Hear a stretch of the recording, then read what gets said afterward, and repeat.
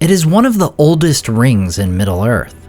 Forged in the undying lands of Valinor, it would pass from elf to man, and for that man, it would be an heirloom of his house for more than 60 generations before coming to the one who would return as king. Today on Nerd of the Rings, we cover the history of the Ring of Barahir. This famous ring, featuring 2 serpents with emerald eyes, is created in the lands of Valinor by the Noldor. It belongs to Finrod, the eldest brother of Galadriel. It is noted in the Silmarillion that the serpent heads met beneath a crown of golden flowers, that the one upheld and the other devoured. That was the badge of Finarfin and his house. Finrod, son of the Golden House of Finarfin, bore this ring throughout its early history. Along with other treasures, the ring would be taken with him to Middle-earth after Morgoth's theft of the Silmarils and the ensuing exile of the Noldor. Finrod and his siblings would traverse the frozen Helcaraxe, leaving their father and mother in Valinor.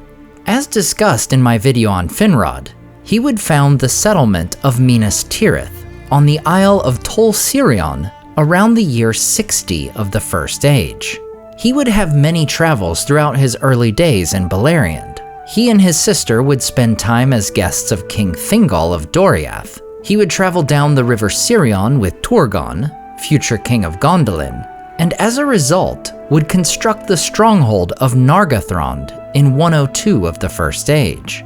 Over 200 years later, in 310, Finrod is traveling in Ossiriand when he happens upon a group of men, the first to enter Beleriand. The leader of this group is Beor, the head of the first house of the Edain. This great figure would serve as Finrod's vassal until his death, but his descendants would prove great in the fate of Finrod.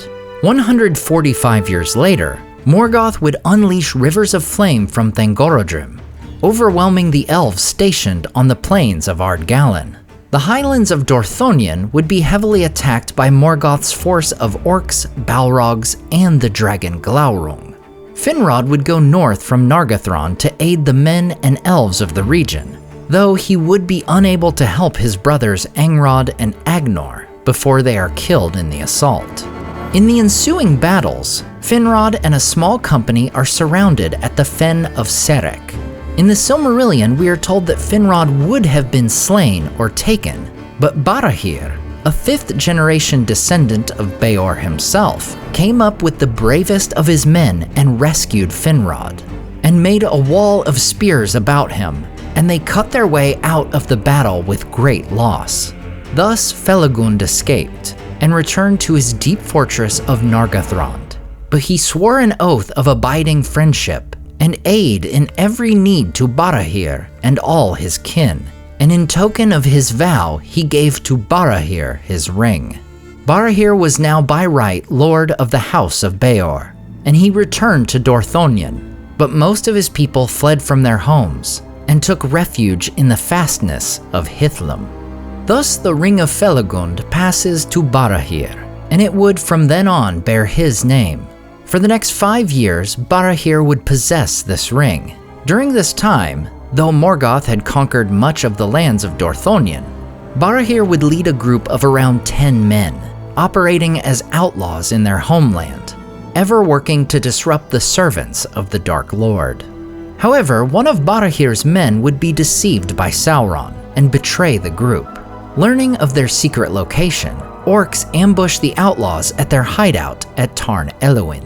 Barahir's son, Beren, returns to their camp to find all, including his father, killed. Swearing an oath of vengeance, Beren pursues the orcs to Rivil's Well.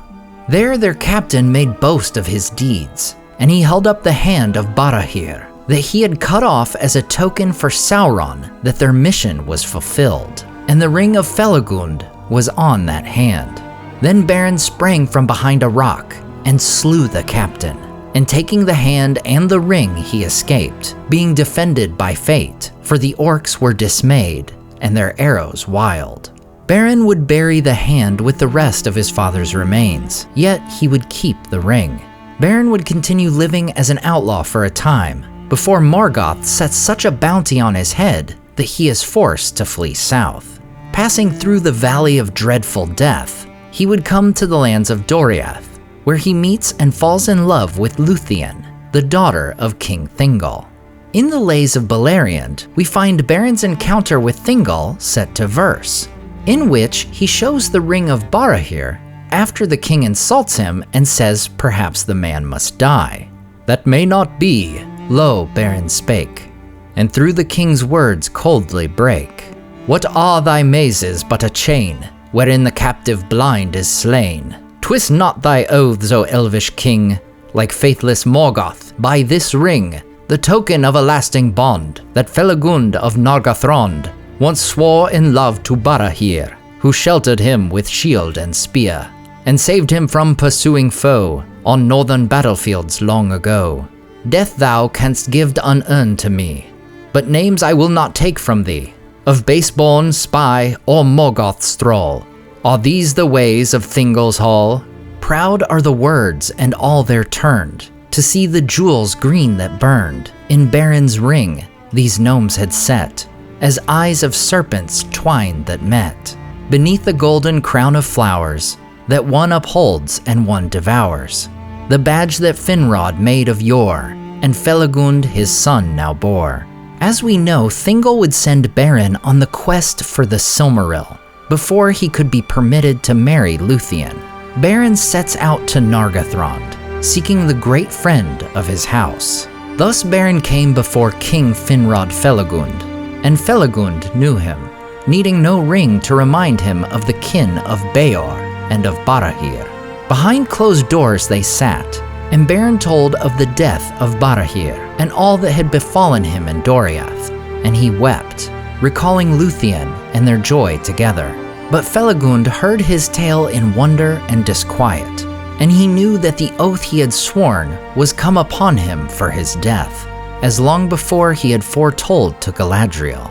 He spoke then to Beren in heaviness of heart. "It is plain that Thingol desires your death, but it seems that this doom goes beyond his purpose, and that the oath of Feanor is again at work. For the Silmarils are cursed with an oath of hatred, and he that even names them in desire moves a great power from slumber. Yet my own oath holds, and thus we are all ensnared." Finrod and a small group of elves accompany Beren in heading north on his quest. But when they make to pass Finrod's old fortress of Minas Tirith, it is instead Sauron's fortress of Tol in Galroth, and the lieutenant of Morgoth captures them, and Finrod would die, saving Beren's life. The Ring of Barahir would go with Beren the remaining days of his life, through his journey with Luthien to Angband, where he steals a Silmaril, to his death at the claws of a werewolf in Doriath, and apparently returned to him when he is given a second life with Luthien by the Valar. The Ring of Barahir is not mentioned in the histories of Middle-earth for many long years after Beren showed it once more to Finrod. Yet it would no doubt pass through Beren's line, his son Dior, Dior's daughter Elwing, and Elwing's son Elros, the first king of Númenor and brother of Elrond. Elros would continue passing on this ring, as it becomes an heirloom of the kings of Númenor. However, Tar Elendil, the fourth king of Númenor, would not pass it on to his son and soon-to-be king Tar Meneldur, but instead to his eldest child, a daughter named Silmarien. From this point onward, it would be an heirloom of the lords of Endunier, beginning with her son Valendil. For nearly 2,500 years, it would pass from generation to generation until finally coming to Elendil, father of Isildur, last lord of the faithful Númenorians. When Númenor is destroyed, Elendil takes the Ring of Barahir and other heirlooms of his house to Middle-earth. After Elendil's death in the War of the Last Alliance, the ring would pass to Isildur, who was set to take his father's place as High King in the northern realm of Arnor. However, Isildur would never make it to the north, as he would be slain in the disaster of the Gladden Fields, when the One Ring is lost to the river Anduin. What became of the Ring of Barahir in this moment can be considered a mystery, as it's not explicitly stated. As this ring is not lost with Isildur, some speculate that Elendil left it behind in Rivendell before the war. Personally, I find the more likely scenario to be that Isildur sent the ring with his squire, Otar, to whom he gave the shards of Narsil to escape with and take to Rivendell. Thus, the Ring of Barahir would continue to pass through generations of the kings of Arnor. Then, when the kingdom is splintered, through the kings of Arthedain. Finally, it would come to the last king of the north, Arvedui. This final king of Arthedain would escape the downfall of his kingdom at the hands of the Witch King. He and his men are able to rescue heirlooms like the Ring of Barahir and 2 of the Palantiri. After a time in the old dwarven mines of the Blue Mountains, they flee north, coming to the ice bay of Foroshel, where they meet the Losoth people. The Losoth would aid Arvedui, but when a ship from Círdan arrives to help the king, he makes to leave. The Losoth plead with Arvedui to wait. "Do not mount on this sea monster. If they have them, let the seamen bring us food and other things that we need. And you may stay here till the Witch King goes home. For in summer his power wanes, but now his breath is deadly, and his cold arm is long." However, Arvedui would not listen. He gives the Losoth the Ring of Barahir in gratitude for their help, and sets sail upon the ship, saying, "This is a thing of worth beyond your reckoning, for its ancientry alone. It has no power, save the esteem in which those hold it who love my house. It will not help you, but if you are ever in need, my kin will ransom it with great store of all that you desire." Sadly, the hull of the ship would be broken on the ice, and so died the last king of Arthedain, and 2 of the Palantiri were lost to the sea. Indeed, as Arvedui had predicted, the ring would indeed be ransomed sometime in the future by the Dunedain, though we are not told when or what price was paid in exchange. As with other heirlooms, like the shards of Narsil, the Ring of Barahir would be kept for many years in Rivendell for safekeeping. For the heirs of Isildur were now no longer a great realm, but a scattered group of Dunedain rangers, left to live and serve in the Northlands of their ancient home. But Elrond, the brother of Elros, who had possessed this very ring some 6,000 years earlier, would one day bestow the ring upon one of the line of Elendil.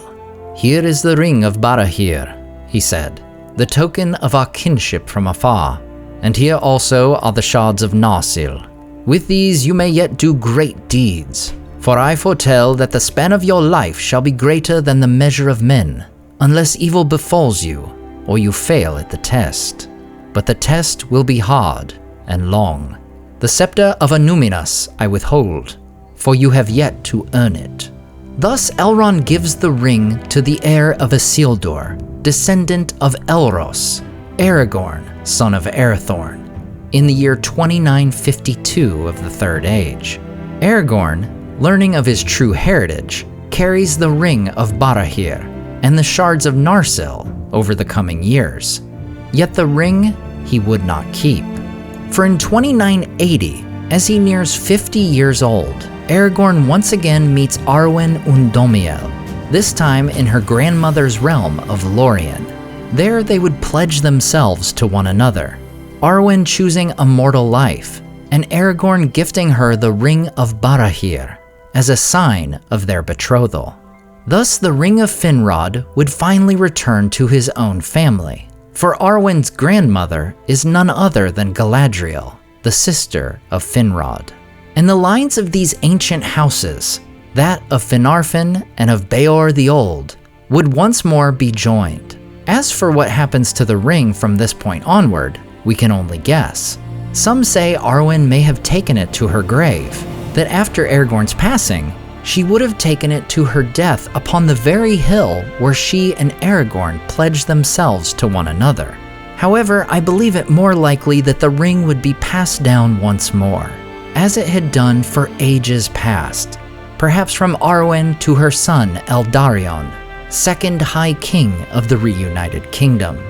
The story of the Ring of Barahir is one that involves two great families, over 60 generations, and countless other lives. Its use to unite Aragorn and Arwen in marriage is the conclusion of thousands of years of peril, war, and love. And it is all thanks to an in-world scholar that we have this ending of the story. For it was the grandson of Faramir who wrote the tale of Aragorn and Arwen, which we find in the appendices of The Lord of the Rings. Faramir's grandson, whose name was Barahir. As always, I want to say a huge thank you to all my Patreon and YouTube supporters who make this channel possible. Tom DeBombadil 19, Lissamy the Cinda, Rabbi Rob Thomas, Charles Leisure, CCDC Red Team, Joe Tepper, The Mighty Mim, Andrew Carlisle, Swirled Traveler, Matthew Jeffrey, Viking Lord, Leo Vittori, Sky Carcass, Slide Belts, Dane Ragnarsson, Berto Berg, Graham Derricott, The Dark-Haired One, Wyland, Micah Wu, and Debbie. If you enjoyed the artwork in this video, check out the artists in the description to purchase prints of their great work for yourself. Thanks so much for watching, and we'll see you next time on Nerd of the Rings.